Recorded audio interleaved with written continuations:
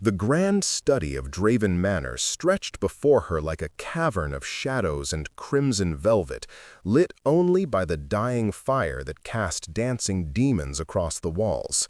Margaret Ashford, no, Margaret Hartley now, she reminded herself bitterly, had been a widow for exactly 3 months when desperation drove her to accept this devil's bargain.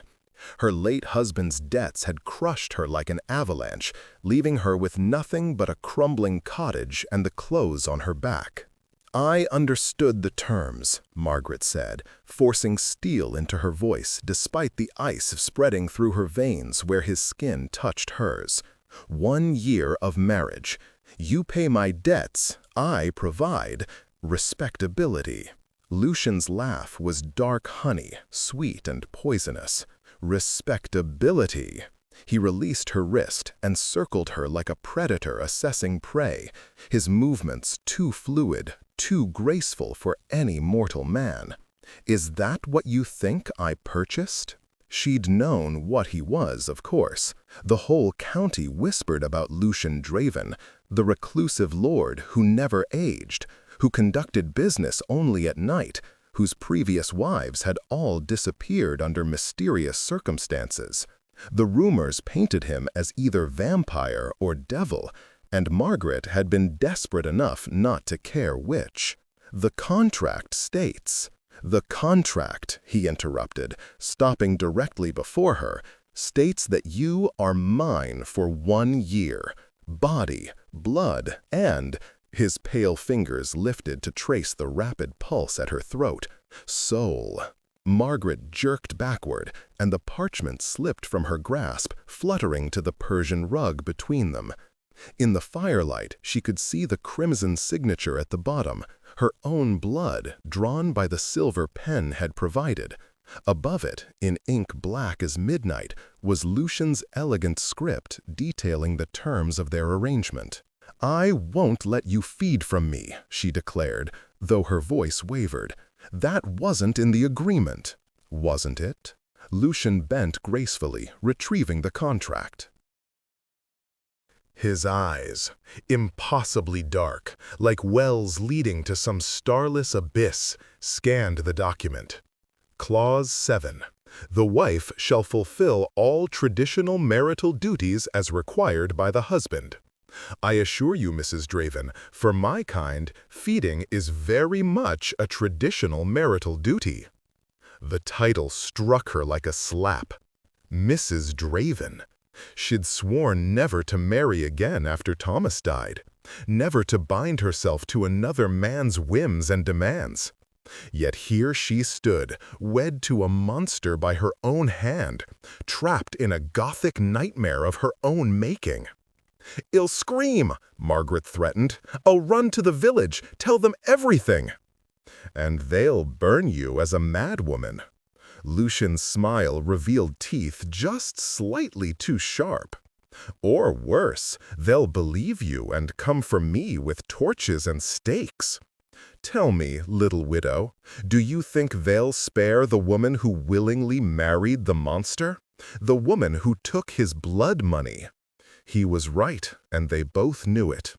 Margaret had already spent the first payment, a fortune in gold that had cleared Thomas' debts and left enough to ensure her elderly mother's comfort for years. The village knew she'd married Lucian Draven.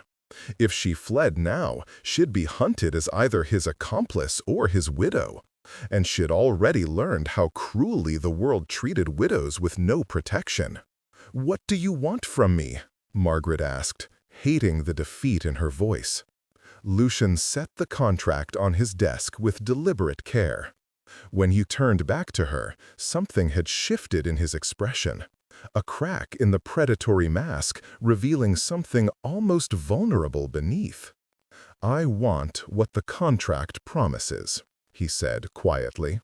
"A wife, someone who sits across from me at dinner, who walks through these halls without flinching, who perhaps," he paused, "who perhaps sees me as something more than a monster to be endured." The admission startled her.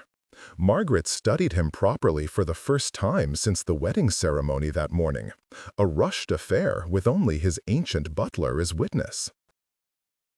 Lucian Draven was beautiful in the way of Renaissance paintings, all sharp angles and pale marble skin, with hair black as a raven's wing falling to his shoulders.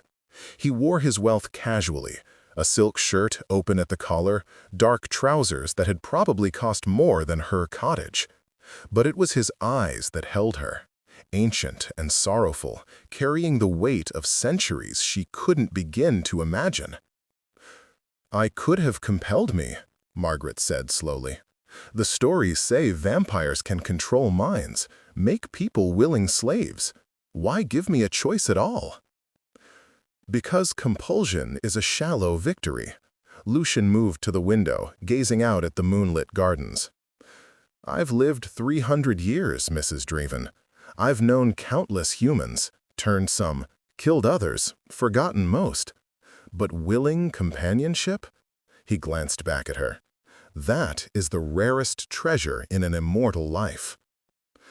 Margaret felt something shift in her chest, not sympathy exactly, but a recognition of loneliness that mirrored her own. She'd been alone since Thomas died, isolated by grief and poverty, watching life continue around her like a river flowing past a stone. "I can't give you love," she said carefully. "I barely knew my first husband, and this marriage is nothing but a business arrangement." "I'm not asking for love." Lucian's expression was unreadable. "Only honesty. Give me 1 year of your genuine self. No pretense, no performance. In return, I'll honor the contract to the letter. Your debts are paid. Your mother will want for nothing. And at the end of 12 months, if you wish to leave, I'll provide you with enough wealth to live comfortably for the rest of your days." "And if I stay?" The question escaped before Margaret could stop it, surprising them both. Lucian's eyes widened fractionally before that careful mask slipped back into place. "Then we renegotiate," he said, "with all cards on the table." Margaret bent to retrieve her shawl from where it had fallen on a chair, buying herself time to think. The fire crackled behind her, warm against her back, while the rest of the room seemed to pulse with shadows. This manor was a Gothic fantasy made real, all dark wood and darker secrets, with portraits of stern ancestors watching from the walls, and a pervasive smell of old roses and older magic. "I'll need my own chambers," she said finally, "and the freedom to come and go during the day." "Agreed. Though I'd appreciate notification if you plan to be gone overnight, not for control, but for safety. There are things in these woods that even I hesitate to cross." "How reassuring," Margaret said dryly, then immediately regretted her sharp tongue. But Lucian merely smiled, and this time it reached his eyes. "There's the spirit that caught my attention," he murmured. "When you walked into my solicitor's office 3 weeks ago, head high despite your morning weeds, demanding to know what you could sell to save your mother's house, I knew then you were different from the simpering misses who parade through the county seeking rich husbands. I'm not seeking anything but survival." "Exactly." Lucian crossed to a cabinet and withdrew a crystal decanter of wine, so dark it appeared black in the dim light. He poured 2 glasses with steady hands. To survival, then, and to honesty. Margaret accepted the glass warily, sniffing the wine for any trace of drugs or poison. Lucian watched her with amusement. "If I wanted you unconscious, I'd simply will it," he pointed out. "The wine is from my private reserve, bottled in 1723, perfectly safe for human consumption." The wine was exquisite, rich and complex, with notes of cherry and something darker she couldn't quite identify. Margaret took another sip, feeling warmth spread through her chest. When was the last time she'd tasted anything but stale bread and weak tea? "Tell me about your previous wives," she said, the wine loosening her tongue. "The village says you've had 7. They all disappeared.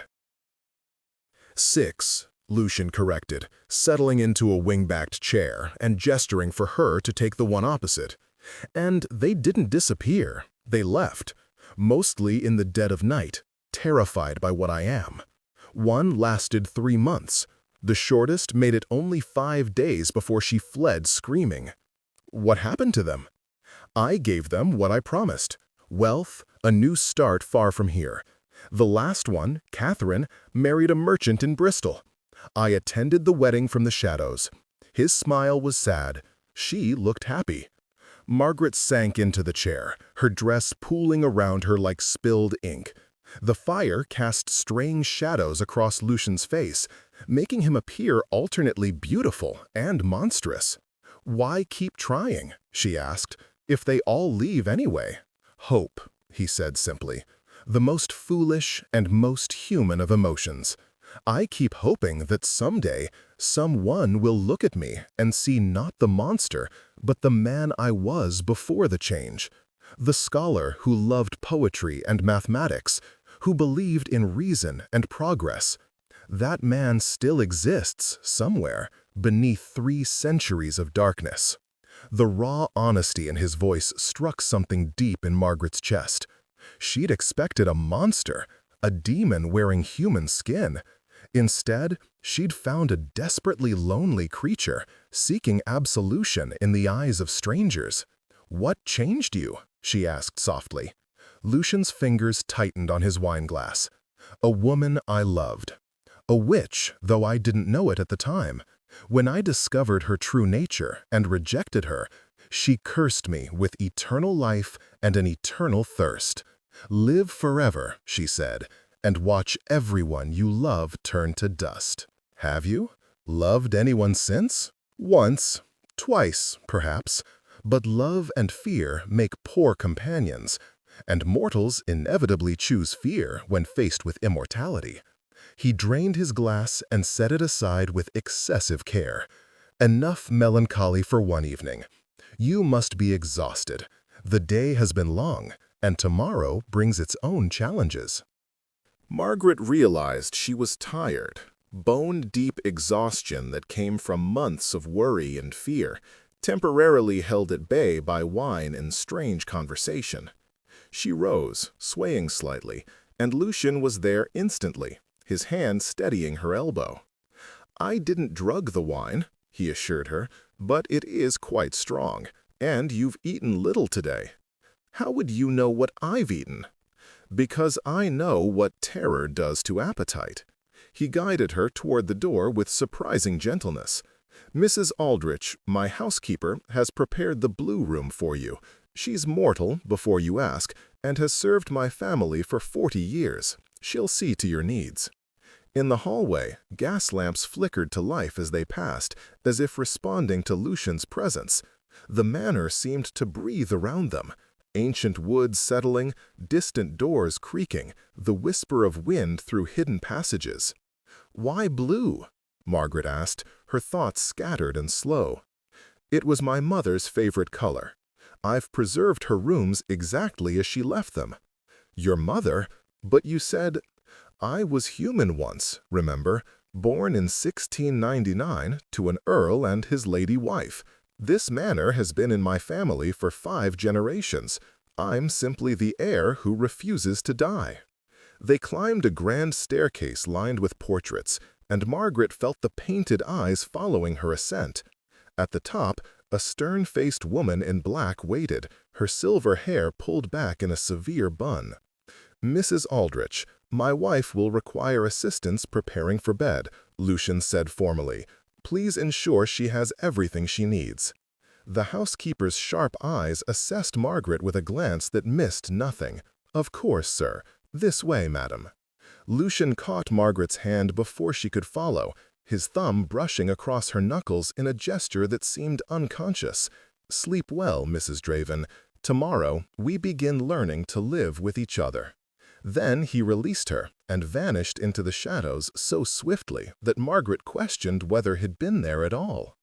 "Mrs. Aldrich led her through a maze of corridors to a suite of rooms decorated in various shades of blue, from pale sky to deep midnight. A fire roared in the hearth, and a copper bathtub steamed invitingly near the windows. "I've laid out night clothes," Mrs. Aldrich said, her voice crisp but not unkind. "The master asked me to provide anything you might need. If the room doesn't suit, there are others." "It's beautiful," Margaret admitted, running her fingers over the silk bed hangings. "But Mrs. Aldrich, is he dangerous?" The housekeeper paused in her efficient movements, considering the question with surprising seriousness. "The master is many things. Dangerous, yes, when threatened or protecting those under his care. But cruel? Never.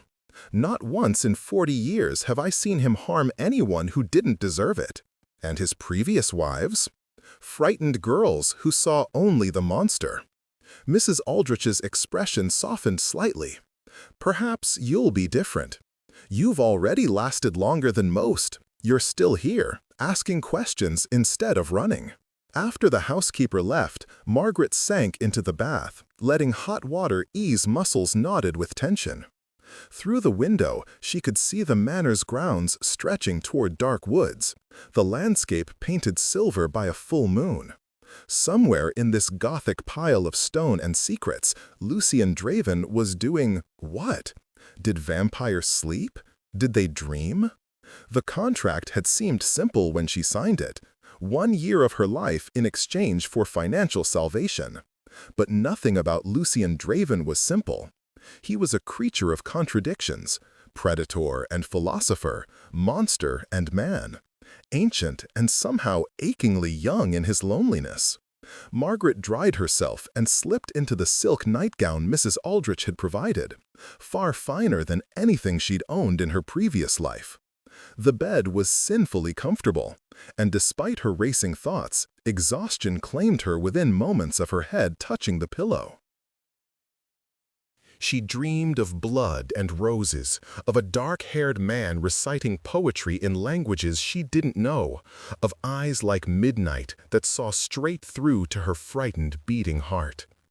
When she woke, sunlight streamed through the windows, and a silver tray waited on the bedside table, bearing fresh bread, butter, jam, and tea still steaming in a delicate porcelain cup. A note in elegant script read, "Good morning, Mrs. Draven. The library is yours to explore. 3rd door on the left down the main corridor. I'll join you for dinner at sunset. L." Margaret ate slowly, savoring food prepared with actual skill and fresh ingredients. Her stomach had grown accustomed to near starvation. Now it protested the sudden abundance. She dressed in one of the gowns that had mysteriously appeared in the wardrobe overnight, a simple day dress in moss green that fit perfectly, as if tailored for her body. The manor felt different in daylight, less Gothic nightmare, more faded grandeur. Dust motes danced in sunbeams, and the portraits that had seemed sinister in darkness now appeared merely old and sad. She found the library easily, gasping at the sight that greeted her. Books lined every wall from floor to ceiling, thousands of volumes in leather bindings, their spines stamped with gold. Rolling ladders provided access to the highest shelves, and comfortable chairs clustered near windows that overlooked the gardens. The smell of old paper and leather hung in the air like incense. Margaret ran her fingers along the spines reverently. Here was knowledge she'd been denied her entire life. Philosophy, science, poetry, history. Her father had believed education wasted on daughters, and Thomas had been barely literate himself. But she'd taught herself to read by candlelight, devouring any scrap of text she could find. She pulled down a volume of Byron and settled into a chair, losing herself in verse until shadows began lengthening across the floor. Only then did she realize she'd spent the entire day reading, undisturbed except for Mrs. Aldrich's silent delivery of lunch on a tray. "I see you've found my sanctuary." Margaret startled, dropping the book. Lucian stood in the doorway, dressed impeccably in evening clothes, his dark hair tied back with a ribbon. In the dying light, he looked almost human. If humans could be that beautiful, that impossibly still. "I'm sorry, I should have asked permission. This library is as much yours as mine now," Lucian interrupted, entering the room with that predatory grace. "We're married, remember. What's mine is yours, including 10,000 books collected over 3 centuries. He bent to retrieve the fallen volume, his fingers brushing hers as he returned it. "Byron. Excellent choice. I knew him, you know. Mad as a hatter, but brilliant with words." "You knew Lord Byron?" "We shared a mutual friend in Geneva, summer of 1816. Dreadful weather, but the conversations." Lucian's eyes grew distant. "He wrote about me once, though he changed enough details to protect himself. The Giaour. Do you know it?" Margaret shook her head, fascinated despite herself. "But first, on earth as vampire sent, thy corse shall from its tomb be rent, then ghastly haunt thy native place, and suck the blood of all thy race." Lucian's voice carried the rhythm perfectly, making the words dance. Melodramatic, but essentially accurate. "Did you?" Margaret asked. "Suck the blood of your race?" "No. I left England for nearly a century after my transformation. Couldn't bear to watch my family age and die while I remained unchanged. When I returned, they were all gone. Dust and memory." He moved to the window, hands clasped behind his back. "Immortality's greatest cruelty isn't watching loved ones die. It's outliving the very memory of them, until you're the only one who remembers they existed at all." The pain in his voice was raw and real, and Margaret found herself crossing to stand beside him. Together, they watched the sun sink below the horizon, painting the sky in shades of blood and gold. "Dinner?" Lucian offered his arm with old-fashioned courtesy. The dining room could have seated 40, but only 2 places were set at one end of the massive table, close enough for conversation, far enough for propriety. Crystal chandeliers hung overhead, their candles lit by some invisible hand, and the table gleamed with silver and fine china. Lucian seated her before taking his own chair. Servants appeared from the shadows, more of them mortal, Margaret noted with relief, bearing course after course of exquisitely prepared food. Lucian didn't eat, but he poured wine and watched her with those ancient eyes. "Tell me about Margaret Hartley," he said, "the woman before the widow." "There's not much to tell." Margaret cut into tender beef, her mouth watering. "I was the daughter of a country doctor, the youngest of 6 girls. We had little money but great respectability. I married Thomas Ashford when I was 18 because my father said it was time, and Thomas seemed kind enough." "Was he? Kind?" Margaret considered the question honestly. "Not unkind. He was absent, mostly. He farmed badly, drank moderately, and ignored me completely, except when he wanted an heir, which never came. I'm sorry." "Don't be. I barely knew him well enough to mourn him properly. I grieved more for the loss of security than the loss of the man." She met Lucian's eyes defiantly. "Does that shock you?" "Nothing human shocks me anymore." Lucian swirled wine in his glass, watching the light play through the red liquid. "I've seen every permutation of love and hate, devotion and indifference. Honest indifference is at least more honorable than performed devotion. Is that what you want from me? Honestly, always." Margaret set down her fork. "Then honestly, I'm terrified. Terrified of you, of this place, of what I've committed myself to. But I'm also fascinated, and that frightens me even more." "You're everything the church warned against. A creature of darkness, a predator. Yet you quote poetry and speak of loneliness, and I find myself wanting to understand you." Lucian's expression shifted, surprise, pleasure, something almost like hope flickering across his features. "You're the first to admit that. The others pretended bravery or swooned with fashionable terror, But you? He leaned forward. You're genuinely curious. Curiosity killed the cat, but satisfaction brought it back. Lucian's smile was sharp and genuine. Ask me anything, Margaret. No question is forbidden between us. She had 1,000 questions, but one burned brightest. The contract says 1 year. What happens if I try to leave before that? Nothing. His answer was immediate and firm. I won't stop you. The contract is binding only if you choose to honor it. I could compel you to stay, but I won't. That defeats the entire purpose. Then why the contract at all?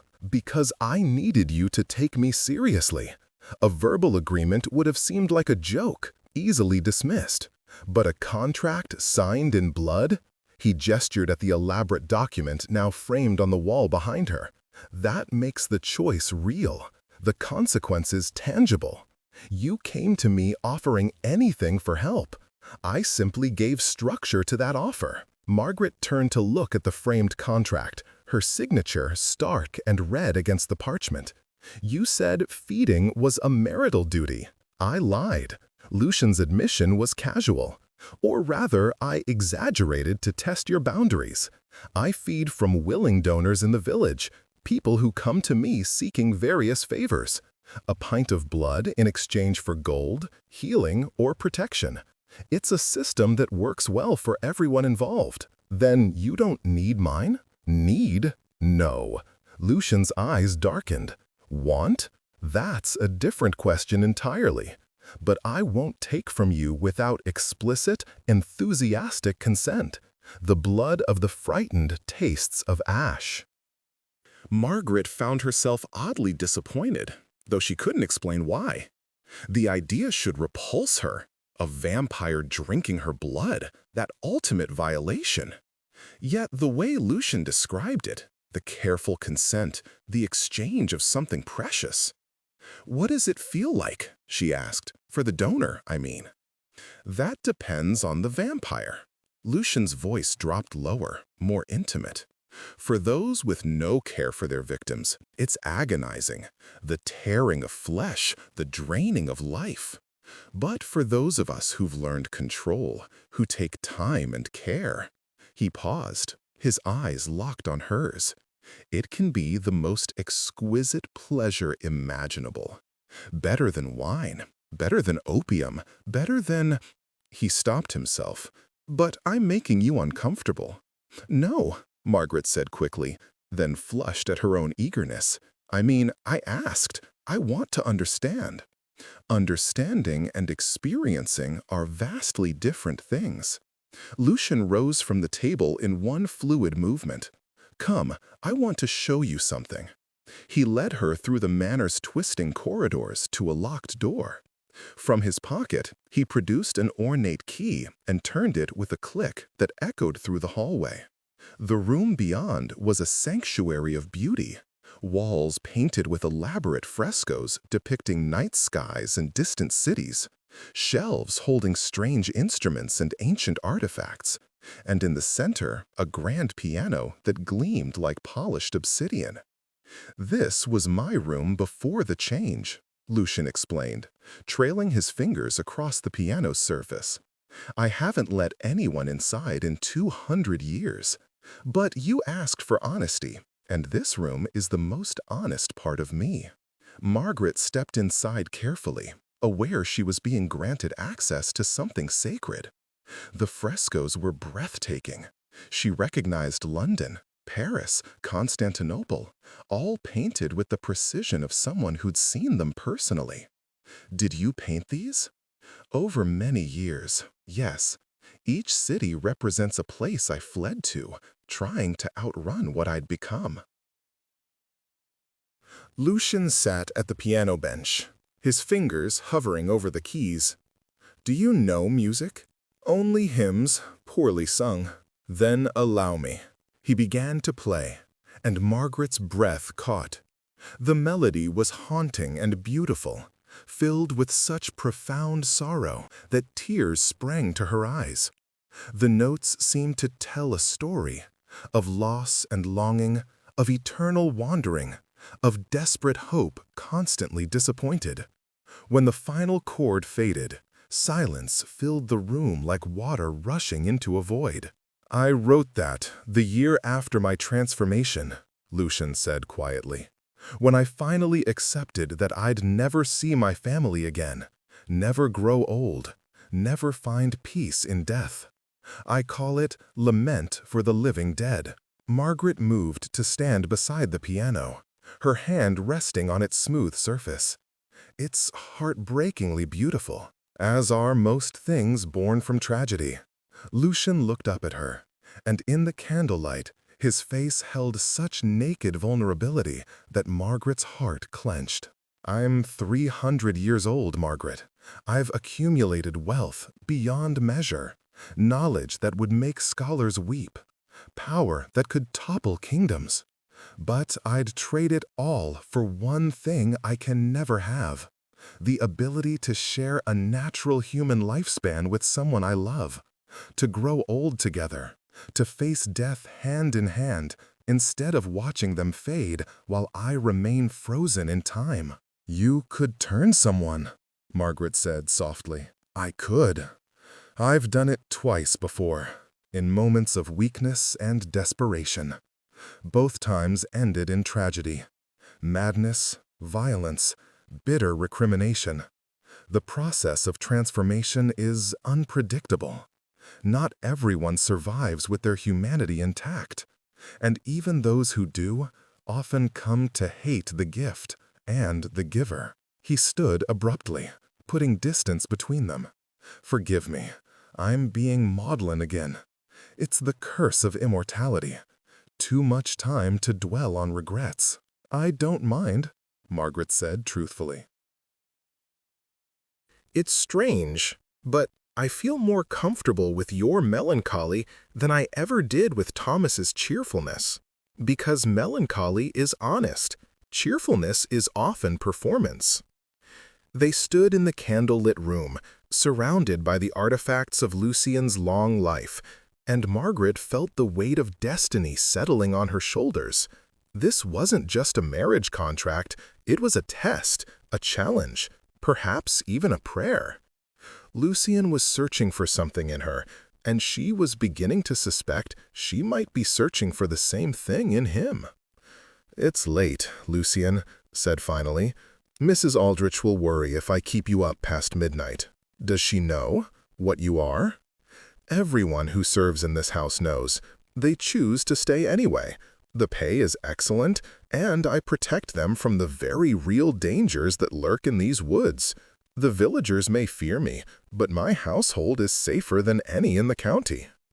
He escorted her back to the blue room, and at the door he took her hand in both of his. His skin was cool, but not cold, smooth as marble. "Thank you for today," he said, "for not running, for asking questions, for listening to my music. It's been a very long time since anyone wanted to know me rather than use me or fear me." "Thank you for showing me," Margaret replied. "Your sanctuary, I mean. I know it cost you to share that." Everything worth having costs something. Lucian lifted her hand to his lips, pressing a kiss to her knuckles that was chaste and yet somehow intimate. "Sleep well, wife. Tomorrow, if you're willing, I'd like to show you the gardens." He vanished into the darkness, leaving Margaret alone with her racing thoughts and a hand that still tingled where his lips had touched. She slept better that night, her dreams less frightening and more confused, a tangle of music and poetry, blood and roses, and eyes like midnight that looked at her as if she were the answer to a question he'd been asking for 300 years. The next morning brought the promised garden tour, and Margaret discovered that Lucian's sanctuary extended beyond his private room. The manor's grounds were a masterwork of landscape design. Mazes of hedges, fountains featuring classical statues, and gardens planted with night-blooming flowers that released their perfume after sunset. "I designed most of this myself," Lucian explained as they walked gravel paths lined with roses. "I can't enjoy the gardens during the day, but I can appreciate them under moonlight. The white flowers almost glow in darkness. Margaret touched a perfect bloom, its petals soft as silk. It must be lonely, living only at night. You adapt. The night has its own beauty. Stars visible in their full glory, the secret lives of nocturnal creatures, the way sound carries differently in darkness. He plucked a white rose and offered it to her. Besides, I'm not entirely restricted to night. Overcast days allow me a few hours of freedom, and very early mornings before the sun crests the horizon. What happens if you're caught in sunlight? Nothing as dramatic as bursting into flames. Lucian's smile was wry. But it's intensely painful, like being flayed alive slowly. A few minutes I can endure. Longer than that, and the damage becomes permanent. They walked in comfortable silence for a while, Margaret acutely aware of his presence beside her. The way he moved, the subtle scent of him like old books and spices. The careful distance he maintained as if afraid of frightening her.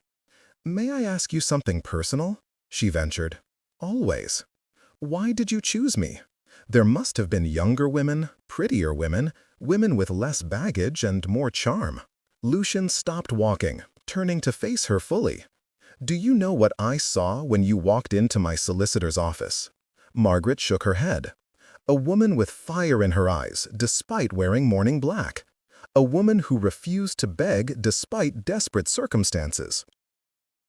You demanded to know what you could sell to save your mother's house, not simpering or weeping, but treating it as a business negotiation. You had dignity in destitution, pride without arrogance. And when my solicitor mentioned I was seeking a wife, you asked directly what the terms would be. No false modesty, no pretended shock, just clear-eyed assessment of your options." He reached out slowly, giving her time to retrieve, and tucked a strand of hair behind her ear. "I chose you because you're a survivor, Margaret, like me, and survivors recognize each other." His touch was gentle, almost reverent, and Margaret found herself leaning into it before catching herself. This was dangerous territory. She was already beginning to feel things she shouldn't, to care about this creature who could never truly be her partner in any normal sense. "I should go back inside," she said, stepping away. "I promised to write my mother, let her know I'm well." Of course, if Lucian was disappointed, he hid it well. "The study is yours to use. I've had writing materials prepared." Margaret fled to the safety of the manor, her heart pounding. She was falling under his spell. The romance of it, the Gothic beauty, the seduction of being seen and valued by someone who'd lived centuries. But that way lay madness. This was a business arrangement, nothing more. In 1 year, she'd take her payment and leave, start a new life somewhere far from vampires and blood contracts. Except, even as she wrote cheerful lies to her mother about her new husband and beautiful home, Margaret knew she was deceiving herself. Some part of her had already decided to stay. The days developed a rhythm. Margaret spent her mornings reading in the library, her afternoons writing or exploring the manor's many rooms, and her evenings with Lucian, talking over dinner, walking the gardens, sometimes just sitting in comfortable silence while he played piano or read aloud. He was careful never to push, never to presume. He treated her with old-fashioned courtesy, keeping appropriate distance, never entering her chambers uninvited. But Margaret felt the tension building between them, awareness crackling in the air when they accidentally touched, his eyes tracking her movements with barely concealed hunger, her own growing fascination with his nature. 3 weeks into their arrangement, everything changed. Margaret woke at midnight to screams echoing through the manor. She grabbed a candle and rushed into the hallway, following the sounds of chaos downstairs. In the entry hall, she found Mrs. Aldrich restraining a young woman, hardly more than a girl, who fought and sobbed hysterically. "Let me go! He'll kill me! The monster will kill me!" Lucian stood frozen on the stairs, his face a mask of controlled fury and pain. Blood stained his shirt, and his hands were clenched into fists. "What happened?" Margaret demanded. "Miss Sarah from the village," Mrs. Aldrich explained grimly. "She came offering blood for gold, same as always. But this time she brought friends hiding in the woods with torches and stakes. They tried to ambush the master." The girl spat in Lucien's direction. "Demon! My brother said you'd pay triple for virgin blood, but it was a trap. We were going to kill you and claim your fortune." "Get her out," Lucien said quietly, his voice deadly calm. "Take her to the village and tell them this. Any further attempts on my life will be met with retaliation. I've lived peacefully among them for a century. I've healed their sick, protected them from genuine threats, asked only for willing donations in exchange. But my patience has limits." As Mrs. Aldrich dragged the girl away, Lucien's facade crumbled. He sank onto the stairs, his head in his bloody hands. "They'll never accept me. No matter how many years pass, how much good I do, I'm always just the monster to be slain." Margaret crossed to him without thinking, kneeling on the step below his. "You're bleeding." "Stakes hurt, even when they miss the heart," he laughed bitterly. "I should thank them. They reminded me of what I am, what I'll always be. Tentar novamente. Continuar. Editar." "Stop it," Margaret said sharply. "Stop feeling sorry for yourself and let me see the wound." Lucien looked up, startled by her tone. Margaret was already unbuttoning his ruined shirt, her fingers working with practiced efficiency. She'd nursed her father's patience often enough to handle blood without fainting. The wound was vicious, a jagged tear across his ribs where a stake had grazed him before he'd managed to disarm his attacker. Already it was healing, the flesh knitting together with supernatural speed, but it still wept blood. "You need to feed," Margaret said, "to heal properly. I'll manage. Don't be stubborn." She met his eyes steadily. "You said the blood of the willing tastes best. I'm willing." Lucien went utterly still. "Margaret, you don't know what you're offering." "I know exactly what I'm offering. You're hurt because you honored your word. You could have killed them all, but you didn't. You showed mercy when they showed none. That deserves something in return." She tilted her head, exposing the long line of her throat. "Besides, I'm curious. Curiosity is a dangerous motivation. Then call it payment. Call it gratitude. Call it whatever lets you accept help." Margaret's voice softened. "Or call it what it is, a wife caring for her husband." Something shattered in Lucien's expression. He reached for her with trembling hands, cradling her face with a gentleness that belied his predatory nature. "Are you certain? Once I taste you, Margaret, everything changes. I'll crave you specifically. Your blood will sing to me above all others. I'm certain." He stood, drawing her up with him, and led her to his private study. The fire had burned low, casting the room in crimson shadows. Lucien settled into his chair and pulled Margaret onto his lap, arranging her so she straddled him, their faces level. "If it becomes too much, tell me to stop," he instructed, his hands steady on her waist. "I swear I'll stop immediately." Margaret nodded, her heart racing, though whether from fear or anticipation, she couldn't say. Lucien's fingers traced the line of her throat, following the pulse that hammered there. "So much trust," he murmured. "I don't deserve it. Let me decide what you deserve." He smiled at that, quick and genuine, before his expression shifted into something ancient and hungry. His eyes darkened until they were wholly black, and when he smiled, his fangs were visible, sharp and white and terrible. Margaret expected him to strike immediately, but Lucien took his time. He pressed kisses to her jaw, her cheekbone, the sensitive spot below her ear, each touch sending shivers through her body. His hands moved from her waist to her back, holding her close but not constraining. "Last chance to change your mind," he whispered against her skin. "Stop stalling." Lucian laughed breathlessly, and then his fangs pierced her throat. The pain was sharp and bright, making Margaret gasp, but it faded almost instantly, replaced by a warmth that spread through her veins like liquid sunlight. She felt Lucian drinking, felt the pull of his mouth against her skin. And impossibly, it was good, better than good. Pleasure rolled through her in waves, making her clutch at his shoulders and arch against him. Lucian groaned against her throat, his hands tightening on her back. She could feel his restraint in the rigid line of his body, the careful control with which he fed. He wasn't taking mindlessly. He was savoring, cherishing, worshipping. Margaret lost track of time.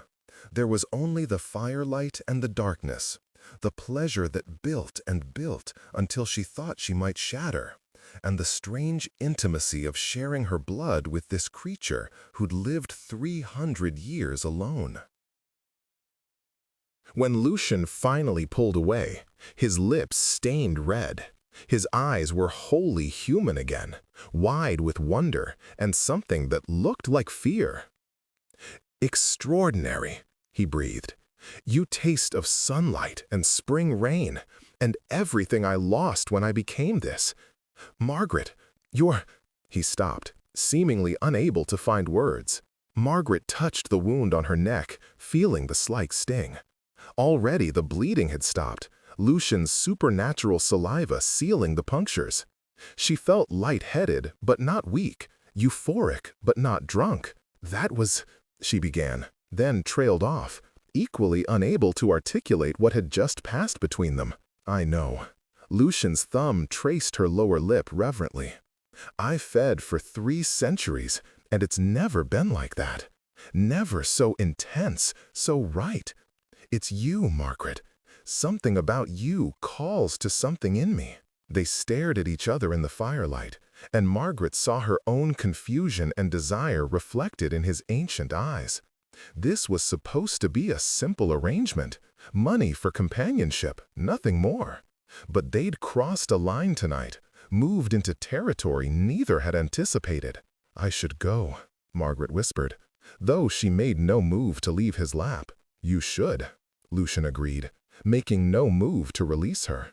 They stayed frozen like that, balanced on the knife's edge between restraint and surrender, until finally Margaret found the strength to pull away. She stood on shaking legs, her hand pressed to her throat where his fangs had pierced her. "Thank you," Lucian said quietly, "for the gift, for trusting me. Thank you for stopping." Margaret managed a trembling smile. "For keeping your word." She fled then, racing through the dark corridors to her room, her heart pounding and her body still singing with the after-effects of his feeding. In the safety of her chambers, she collapsed on the bed and touched the small wounds on her neck, remembering the exquisite pleasure of his bite. This was dangerous. This was madness. She was falling for a vampire, a creature who could never give her a normal life, children, the future she'd always vaguely imagined. But as Margaret drifted into sleep, her dreams were filled with dark eyes and gentle hands, with poetry recited in the darkness and music that spoke of eternal longing. And she knew, with the certainty of the doomed, that she was already lost. The next evening, Margaret came downstairs to find the manor in organized chaos. Servants rushed about with unusual urgency, and Mrs. Aldrich was directing them with military precision. "What's happening?" Margaret asked. "The master is hosting guests tonight," the housekeeper explained. "Others of his kind. They come once a year to discuss territory and politics. You should stay in your chambers. It's not safe for humans when they gather."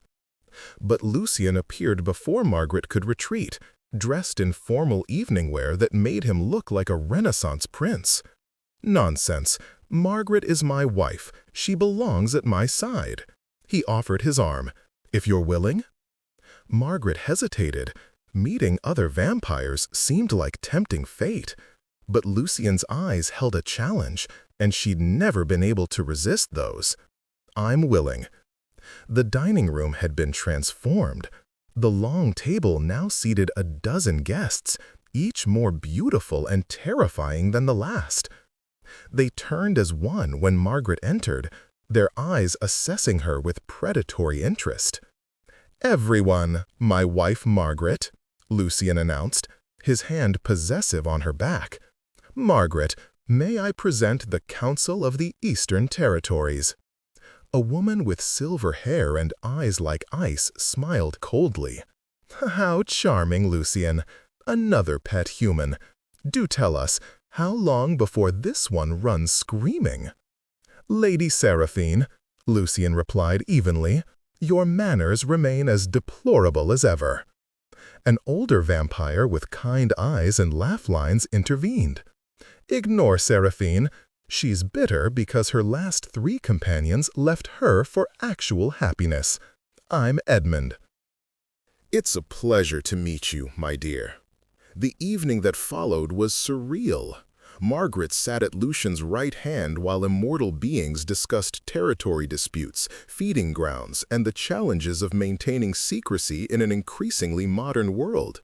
They spoke casually of events spanning centuries, dropping names of historical figures as if they'd seen them yesterday, which Margaret realized with a chill they probably had. "You're quite brave," Edmund told her during a lull in conversation. "Most humans can't bear our presence for long. The predator instinct is too strong. Their hindbrain screams at them to flee." "I'm too stubborn to flee," Margaret said, earning a laugh from several vampires. Lady Seraphine, however, wasn't amused. "Tell me, Mrs. Draven, what does Lucien offer that's worth the price of your blood? Money? Protection? Or are you simply foolish enough to believe in love?" The table fell silent. Lucien's hand found Margaret's beneath the cloth, squeezing gently, in warning or support, she couldn't tell which. "He offers honesty," Margaret said clearly, "and respect, and the freedom to choose my own fate, rather than having it chosen for me by poverty or convention." "How modern." Seraphine's smile was cruel. "And when he grows bored of you, when your mortality begins to show in wrinkles and gray hair, while he remains forever young, what then? Then I'll deal with it like any wife whose husband no longer finds her attractive. Though I suspect immortals struggle with fidelity as much as mortals do, so perhaps we're not so different." Several vampires laughed, and Edmund positively beamed. "Oh, I like her, Lucien. She has spine." Lucien's expression was carefully neutral, but Margaret felt the tension in his body. The question Seraphine had raised hung in the air like smoke. What would happen when Margaret aged and Lucien didn't? It was the central problem of any vampire-human relationship, the unbridgeable gap that had doomed all his previous marriages. After dinner, while the vampires retreated to the drawing room for what Lucien called tedious political negotiations, Margaret excused herself to the library. But she found she couldn't focus on reading, couldn't escape the implications of Seraphine's words. She was 28 years old. In another 20 years, she'd be approaching 50, gray, lined, aging. Lucien would still look 30, still beautiful and vital. How could any relationship survive that? How could she bear to watch herself decay while he remained frozen in perfection? Penny for your thoughts. Margaret turned to find Edmund in the doorway, his expression gentle. "Forgive the intrusion, but you looked troubled. Seraphine can be viciously accurate when she wants to wound." "Is she right?" Margaret asked. "Does every vampire-human relationship end the same way?" "Most do," Edmund admitted, settling into a chair. "The age gap becomes insurmountable. or the human grows frightened, or death simply claims them. But I've seen exceptions, rare, precious exceptions, where love proves stronger than time. How? Edmund studied her thoughtfully. The vampire must be willing to let their companion age with grace and dignity, to love them through every stage of life. And the human must accept that their time together, however long, is finite, that they'll grow old and die while their partner continues on. It requires remarkable courage on both sides. Or one could turn the other, Margaret said quietly. That path leads to different complications. I won't lie to you. Immortality is a burden as much as a gift. Many who are turned come to regret it, to hate the vampire who made them. Lucian's told you about his previous attempts? Margaret nodded. Then you understand the risk. Transformation doesn't just change the body, it can warp the soul. Not everyone survives with their humanity intact. Edmund leaned forward. But Margaret, I've watched Lucian tonight. The way he looks at you, the way he touches you like you're made of spun glass. I haven't seen him this affected in 200 years. Whatever you two are building, it's worth fighting for. Before Margaret could respond, a commotion erupted from the drawing room. Raised voices, the crash of furniture. Edmund was on his feet instantly, moving with supernatural speed. Margaret followed, her heart in her throat. The drawing room was in chaos. Lucian had another vampire, a dark-haired man with wild eyes, pinned against the wall, his hand around the other's throat. Lady Seraphine and several others watched with cold amusement. I said no, Lucian snarled. I will not support your petition to expand feeding grounds into human orphanages. We have rules for a reason. Rules written by cowards? The pinned vampire spat. We're apex predators. Why should we limit ourselves to willing donors and criminals? The orphans are unclaimed, unloved. No one would miss them. Lucian's eyes had gone wholly black, his fangs fully extended. You want to feed on children? Then you're not fit to sit on this council. Lucian, please. Edmund's voice was calm but firm. Victor is young and stupid. Don't do anything you'll regret. But Victor made a critical mistake. His eyes slid past Lucian to fix on Margaret, and his smile turned predatory. I see why you're so protective of humans suddenly. That one's quite delicious looking. Perhaps after you're done with her. He didn't finish the sentence. Lucian's hand tightened, and there was a sickening crack. Victor's body crumpled to the floor, neck broken, eyes staring sightlessly. The room fell silent. Remove him, Lucian said coldly. He'll heal in a few hours. When he wakes, he's banished from the Eastern Territories. If he returns, I'll make the damage permanent. 2 vampires dragged Victor's body away, while the others resumed their seats as if nothing had happened. But Margaret couldn't stop staring at the spot where Victor had fallen, couldn't stop shaking. Lucian crossed to her in 2 strides, his expression anguished. Margaret, I'm sorry you had to see that. But he threatened you, and you killed him. Her voice sounded distant to her own ears. He'll recover. Vampires are difficult to kill permanently, but he won't threaten you again. You would have killed him permanently if you could, though. I saw it in your eyes. Lucian didn't deny it. Yes, I would have. I will if anyone threatens you. You're under my protection, Margaret. That's not a casual claim among our kind. It's sacred. The other vampires were watching with undisguised interest. Margaret felt their eyes on her, assessing, calculating. She was a weakness now, a vulnerability they could exploit. And Lucian had just made that abundantly clear to everyone present. I need air, Margaret said abruptly, turning toward the door. She fled through the manor to the gardens, gulping in great breaths of night air. Behind her, she heard footsteps, too light and quick to be human. Go away, Lucian. I can't. He stayed several feet back, giving her space. Not when you're upset and vulnerable out here. There are worse things than vampires in these woods. Like what?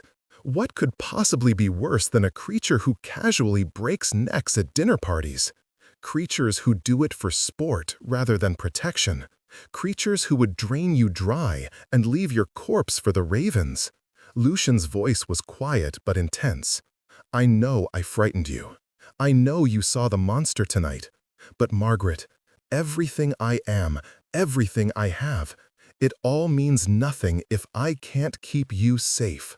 Margaret turned to face him, tears streaming down her face. I'm not afraid of you, you idiot. I'm afraid for you. Don't you see? By claiming me so publicly, by threatening other vampires on my behalf, you've painted a target on both our backs. What happens when you're not around to protect me? What happens when someone decides the best way to hurt you is through me? Understanding dawned in Lucian's eyes. You're worried about me? Of course I'm worried about you. You're 300 years old and apparently still capable of making enemies over a human woman you've known for less than a month? Margaret scrubbed at her tears angrily. This is exactly what I was trying to avoid. I was supposed to keep my distance, honor the contract, and leave. I wasn't supposed to care. But you do care. Lucian stepped closer, hope and wonder warring in his expression. You care about me. Yes, damn you. Yes, I care.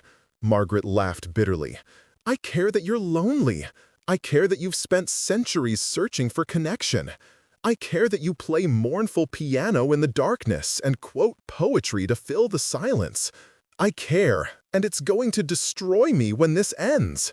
It doesn't have to end. Of course it does. I'm human, Lucian. I'll age and die, and you'll be here forever, adding me to your collection of failed marriages and lost loves.